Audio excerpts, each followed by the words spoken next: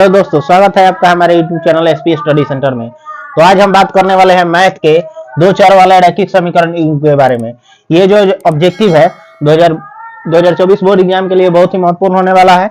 इसका जो कलेक्शन किया है 2021 से लेकर के 2023 तक के सभी क्वेश्चन को कलेक्शन किया गया है। और आप हमारे अगर YouTube चैनल पर नए हैं तो आप हमारे चैनल को लाइक शेयर और सब्सक्राइब जरूर कीजिए। और हम इसके पहले बहुपद का और वास्तविक संख्या का वीडियो बना चुके हैं। अगर आप उस नहीं देखे हैं तो आप जा करके हमारे प्लेलिस्ट से सभी सब्जेक्ट के वीडियो को आसानी से देख सकते हैं। तो चलिए हम स्टार्ट करते हैं। हमारा पहला क्वेश्चन है दो चर एक्स वाई में रैखिक समीकरण का x plus b y plus c के अधिकतम हल संभव है, यानी कि अधिकतम कितना हल संभव होगा। तो अधिकतम जो होता है अनगिनत, यानी कि अनगिनत हल, अनंत हल संभव होता है। चलिए हम आगे बढ़ते हैं। हमारा अगला क्वेश्चन है यदि दो चर में दो रैखिक समीकरण युग्म के आलेख प्रतिच्छेदी रेखा हो तो हलों की संख्या होती है। यानी कि प्रतिच्छेदी रेखा उसको कहते हैं जो कि काटता है, प्रतिच्छेद करता है। यानी कि जब प्रतिच्छेद करेगा तो हमारा जो हल होगा वह सिर्फ एक ही हल होगा। ठीक है, हम आगे बढ़ते हैं। निम्नलिखित में से कौन x माइनस 2y बराबर 0 तथा 3x प्लस 4y बराबर 10 का हल है। ठीक है, तो इस तरह के क्वेश्चन को बनाने के लिए आप तो लुप्तीकरण विधि या वज्रगुणन विधि से बना सकते हैं, लेकिन उस तरह से लंबा प्रोसेस हो जाएगा। तो हम देखिए छोटा प्रोसेस में इसको कैसे बनाएंगे। हम ऑप्शन के द्वारा देखेंगे, बारी बारी से x और y का मान रख करके इसमें और इसमें अगर इन समीकरण को संतुष्ट करता है तो हमारा क्या हो जाएगा, वही ऑप्शन सही हो जाएगा। चलिए हम हमारा पहला ऑप्शन दिया है x बराबर 2 y बराबर 1, तो इसमें हम रखेंगे अगर x बराबर 2 और y बराबर 1 रखेंगे तो x का वैल्यू यहाँ से 2 हो जाएगा, माइनस में 2y है तो y का यहाँ से वैल्यू कितना रख देंगे, 1 रखेंगे। तो 2 इंटू 1 हो जाएगा, बराबर में 0 आना चाहिए। तो यहाँ से कितना हो जाएगा, 2 माइनस 2 से इसमें गुना करेंगे तो 2, बराबर में 0, 2 से 2 खत्म हो जाएगा। यानी यहाँ तो संतुष्ट कर रहा है समीकरण को, बराबर में 0। सेकेंड वाला पार्ट में भी हम रख करके सेम मान देखते हैं, यही x बराबर 2 y बराबर 1। तो यहाँ से हो जाएगा 3 इंटू 2 प्लस में 4 इंटू हो जाएगा कितना 1, बराबर में हमारा कितना आना चाहिए, 10 आना चाहिए। तो यहाँ से हो जाएगा 6 प्लस में हो जाएगा 4, बराबर में कितना हो जाएगा 10। यहाँ भी 10 आ रहा है, 10 बराबर 10, यानी कि ये समीकरण का क्या कर रहा है, संतुष्ट कर रहा है। तो हमारा पहला ऑप्शन ही सही हो जाएगा, यानी कि x बराबर 2 और y बराबर 1 वाला सही ऑप्शन हो जाएगा। चलिए हम आगे बढ़ते हैं। हमारा नेक्स्ट क्वेश्चन है यदि 0.3x माइनस में 0.37 बराबर है 0.37 माइनस में 0.3, तो x का वैल्यू बताना है कि क्या होगा। तो देखिए यहाँ से x का वैल्यू हम कैसे ज्ञात करेंगे। x का वैल्यू ज्ञात करने के लिए हम क्या करते हैं कि पहले समीकरण को चर और अचर पद वाला जो है उसको एक साथ कर लेते हैं। तो यहाँ से दिया है 0.3x, तो यहाँ हम वो और 0 बढ़ा देंगे तो कोई फर्क नहीं पड़ेगा, क्योंकि दशमलव के बाद कोई भी अंक हो और उसके बाद अगर 0 हम देते हैं तो कोई भी प्रॉब्लम नहीं होता है, यानी कि सेम रहता है। ठीक है, अब देखिए 0.30 हो गया, 0.30x हो गया, और इधर के जो है 0.3x, इनको हम एक साथ कर लेते हैं, चर और अचर वाले को एक साथ ही। तो यहाँ ये प्लस में है, बराबर के इधर में आ जाएगा तो माइनस में हो जाएगा, यानी कि 0.30x है और ये इसको हम माइनस में लेकर के आ जाते हैं 0.37 को, 0.37 भी क्या आ जाएगा, माइनस में आ जाएगा। बराबर में इसको हम इधर कितना रखते हैं, माइनस में रखते हैं, माइनस में 0.30 हो जाएगा, और माइनस में ये प्लस में है, ये माइनस में है तो बराबर के उस साइड केस में चल जाएगा, प्लस में चल जाएगा, कितना हो जाएगा 0.37 हो जाएगा। अब देखिए यहाँ से इसको जब हम घटा लेंगे तो हमारा माइनस में कितना आएगा, 30x में से, यानी कि 0.30 में से 0.37 घटाएंगे तो हमारा आएगा 0.7 x हो जाएगा। बराबर में इसको भी घटा लेंगे तो 0.7 आ जाएगा, 0.30 में से 0.37 घटाएंगे तो 0.7 आ जाएगा। अब यहाँ से ये गुना में है ना, तो इसको हम भेज देते हैं भाग में, यानी कि 0.7 में से क्या चला आएगा, 0.7 आ जाएगा, और ये माइनस में है तो यहाँ भी माइनस लग जाएगा।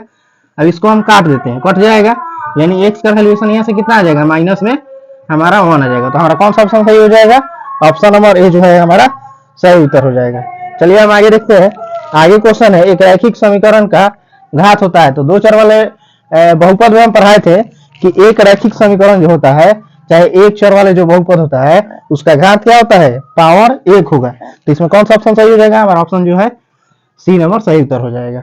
चलिए हम आगे देखते हैं, हमारा 6 नंबर क्वेश्चन है, रैखिक समीकरण युग्म 2x - 3y + 2 = 0, 6x - 9y + 5 = 0 के कितने हल होंगे।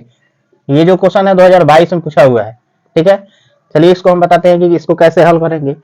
इसमें हल पूछ रहा है कि कितने हल होंगे, तो एक फॉर्मूला होता है जैसे कि a1/a2 बराबर में b1/b2 बराबर c1/c2, ठीक है। तो इस सब वैल्यू रख करके हम देखेंगे, ये a का वैल्यू हो गया, b का, ये c का, फिर इधर में सेकेंड वाला में a2 का हो गया, b2 का हो गया, c2 का हो गया, ठीक है।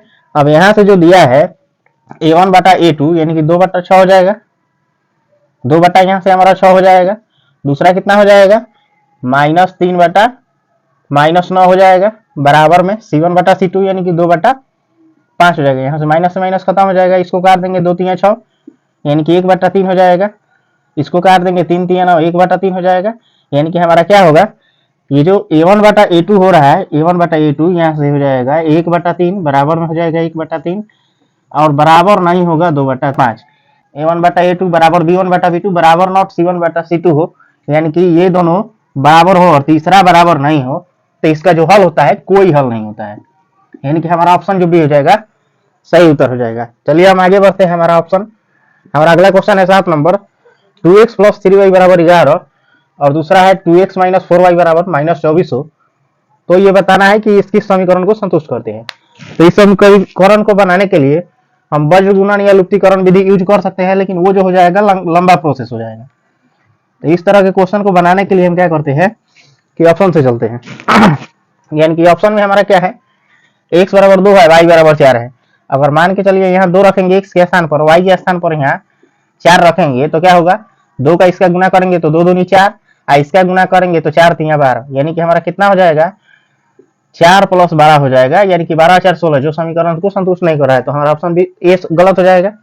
दूसरा ऑप्शन रख करके देखते हैं, x = -2 रखेंगे यहाँ पर, अब कितना रखेंगे -2 और b बराबर यानी कि y बराबर कितना रखेंगे -5 रखेंगे, अब यहाँ -5 रखते हैं, ठीक है। अब देखिए दोनों जब माइनस में है तो यहाँ माइनस में वैल्यूएशन आएगा, तो ये भी हमारा ऑप्शन क्या हो जाएगा, गलत हो जाएगा। तीसरा ऑप्शन रख करके हम ट्राई करते हैं, तीसरा वाला जो ऑप्शन है -3 है और y = 1 है, यहाँ से x = -3 रखेंगे और y का वैल्यूएशन कितना रखेंगे 1 रखेंगे, तो यहाँ से 3 दूनी 6 हो जाएगा, माइनस में 6 इसका 3 में का 3 हो जाएगा, 6 में से -6 में से 3 को घटा देंगे, तो ये भी हमारा समीकरण कोई बराबर में 11 नहीं है, संतुष्ट नहीं होगा। चलिए हम ऑप्शन डी के द्वारा देखते हैं, यहाँ से x का वैल्यूएशन कितना रखेंगे -2 रखेंगे और y का वैल्यू कितना रखेंगे 5 रखेंगे। अब जब x का वैल्यू -2 रखेंगे तो ये कितना हो जाएगा 2 दूनी 4 यानी कि -4 हो जाएगा, प्लस में 5 3 15। अब यहाँ से जब 15 में से 4 घटा लेंगे तो 11, यानी कि हमारे समीकरण को यह संतुष्ट कर रहा है। दूसरे वाले समीकरण में भी रख करके हम सेम मान रखेंगे, कितना हो रहा है x बराबर कितना रखेंगे -2 रखेंगे, -2 और y का वैल्यू कितना रखेंगे 5 रखेंगे, कितना 5 रखेंगे। अब यहाँ से इसका जब गुना करेंगे तो कितना हो जाएगा 2 दूनी 4 यानी कि -4 हो जाएगा, और यहाँ से 5 4 के 20 माइनस में 20 हो जाएगा, और इन दोनों को जोड़ेंगे तो कितना आएगा -24 आ जाएगा, जो कि हमारे समीकरण को संतुष्ट कर रहा है, इसलिए हमारा ऑप्शन जो डी हो जाएगा सही उत्तर हो जाएगा। ठीक है, हम आगे बढ़ते हैं। हमारा अगला क्वेश्चन है, रैखिक समीकरण युग्म x + 2y = 5 तथा 3x + 12y = 10 का क्या कौन सा हल होगा। तो इसके लिए बताए हैं अभी कि हमको क्या निकालना होगा, a1/a2 बराबर में b1/b2 बराबर c1/c2। इसी को जब मान निकालेंगे तो हमारा पता चल जाएगा कि इसका मान क्या होगा। तो देखिए यहाँ a1 का वैल्यूएशन कितना दिया है, यहाँ जो a1 का वैल्यूएशन है 1 है, a2 का वैल्यूएशन यहाँ से कितना है 3 है, दूसरा है b1 का बराबर में b1 का वैल्यूएशन 2 है और b2 का वैल्यूएशन यहाँ से 12 हो जाएगा, c1 का वैल्यूएशन कितना है यहाँ से 5 है और इधर c1 का वैल्यूएशन c2 का वैल्यूएशन कितना हो जाएगा 10 हो जाएगा। इसको काटेंगे तो कितना कटेगा 2 6 के 12 यानी कि 6 हो जाएगा, 5 दूनी 10 यानी कि 2 हो जाएगा। यहाँ से कितना आएगा 1/3 बराबर में 2/6 1/6 बराबर में कितना हो जाएगा 1/6 और यहाँ हो जाएगा 1/2, यानी कि यहाँ से कोई भी बराबर नहीं है।